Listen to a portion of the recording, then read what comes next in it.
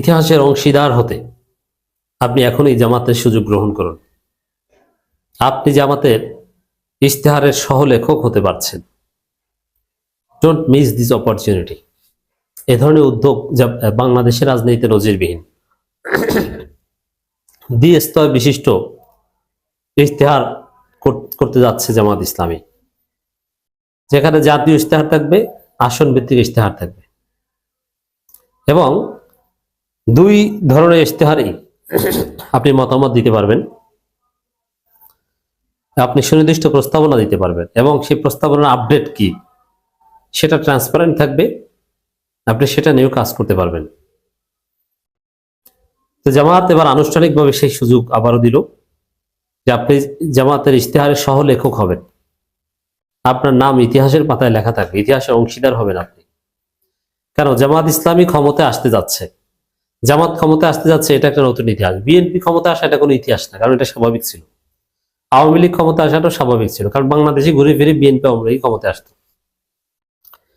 কিন্তু যাদের ক্ষেত্রে অনেকে অসম্ভব মনে করেছিল যে জামাত ইসলামী ক্ষমতায় আসতে পারবে না, তাদের পক্ষে ক্ষমতা আসা সম্ভব নয়, এরা ইসলামী দল, হুজুর, এরা ভালো হলেও ক্ষমতা আসতে পারবে না, সেই যুগের অবসান করতে যাচ্ছে, জামাত ক্ষমতায় আসতে যাচ্ছে।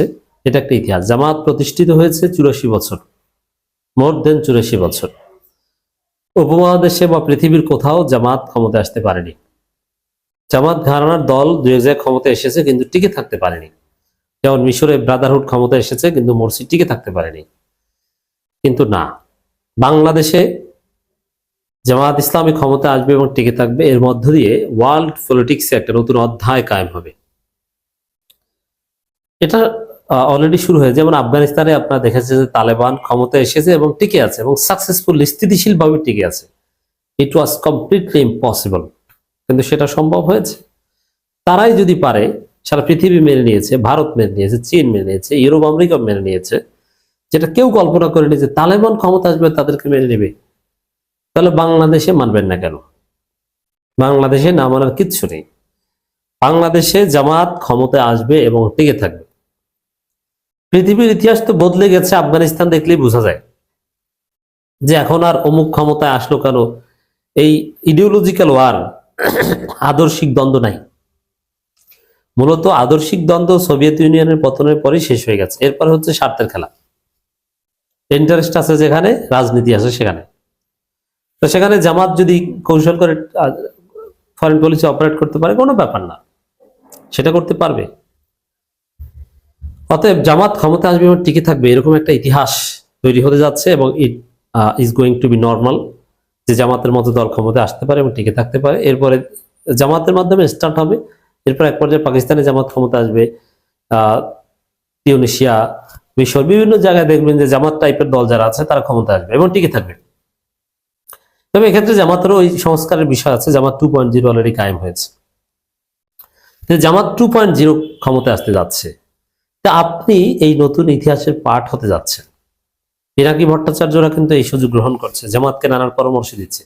আপনি দেখেছেন অলরেডি পিনাকি ভিডিও বার্তার মাধ্যমে যে পরামর্শ দিয়েছে জামাতকে, যে কিভাবে টিকে থাকতে পারবে জামাত, কিভাবে ডাক্তার শফিকুর রহমান মোহাম্মদ মুরসি হবে না, মুরসির পরিণতি থেকে কিভাবে জামাত এবং ডাক্তার শফিকুর রহমান বাঁচবে,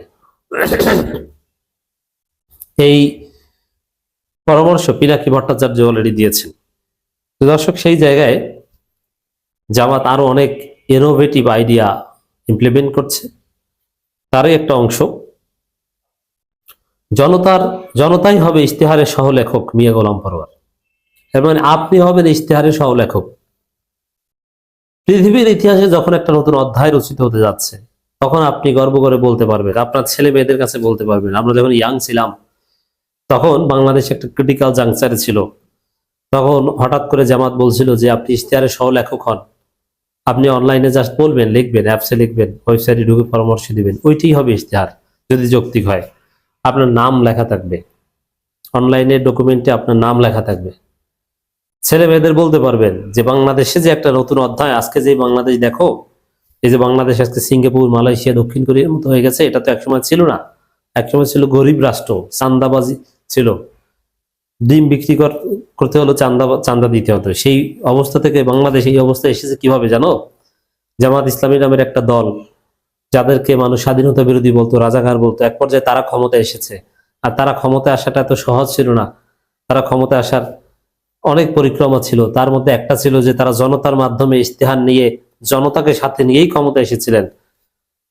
এই ইনোভেটিভ আইডিয়াগুলোর কারণে তারা ক্ষমতায় আসতে পেরেছিল। তাহলে এই আইডিয়াগুলো, সেই আইডিয়াতে আমি নিজে অংশগ্রহণ করেছিলাম, এভাবে আপনি গল্প করতে পারবেন। অতএব আপনি অবশ্যই, আমাদের অনুরোধ থাকবে দর্শক, যে জামাতের ইশতেহারের সহলেখক আপনি হন, আপনি আপনার সৃজনশীল মতামত দেন। মনে রাখবেন, এটা বলি, জামাতের নেতারা একটু অসন্তুষ্ট হতে পারেন। জামাতের নেতাদের আমি ভালোভাবে চিনি, জামাতের না শুধু সব দলের নেতাদের চিনি।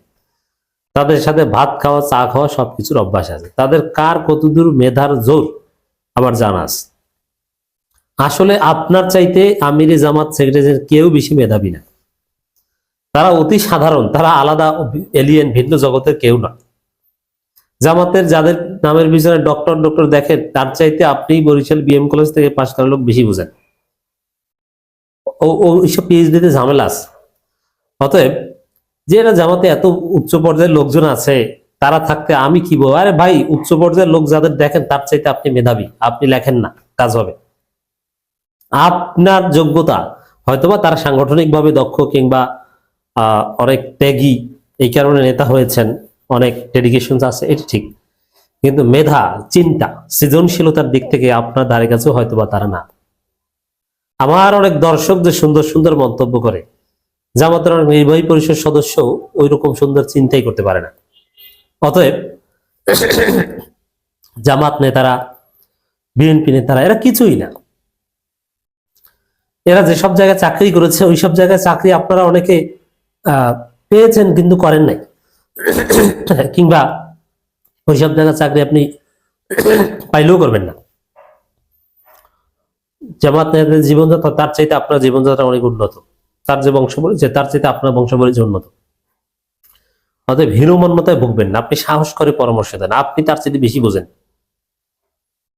কিন্তু আপনি তার সাথে বেশি বুঝেন, জাস্ট ফেসবুকে মন্তব্য করতেন, এটা কাজে লাগানোর মতো কোনো স্পেস না। জামাত নিজের স্পেস দিয়েছে, আপনি বেশি বুঝলে লেখেন, জামাত মাস্ট অ্যাকসেপ্ট ইট, কেন গ্রহণ করবে না যৌক্তিক হলে?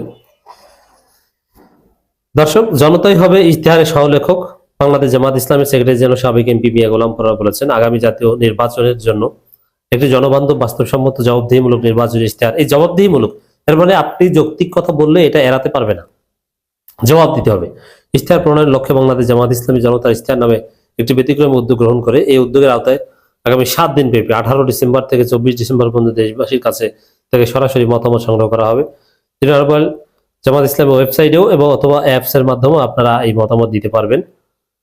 এটা একটা নতুনত্ব, জনগণের সরাসরি অংশগ্রহণ, অনলাইন ইশতেহার, ডিজিটাল প্রমিস ট্র্যাকার, এটা আর একটা সংযোজন, যে অগ্রগতি কতটুকু কি হয়েছে এটা আপনি ট্র্যাক করতে পারবেন, যে আপনি যে পরামর্শগুলো দিয়েছিলেন, যে ইশতেহার দেওয়া হয়েছিল, এটার অগ্রগতি কতটুকু মানছে কি।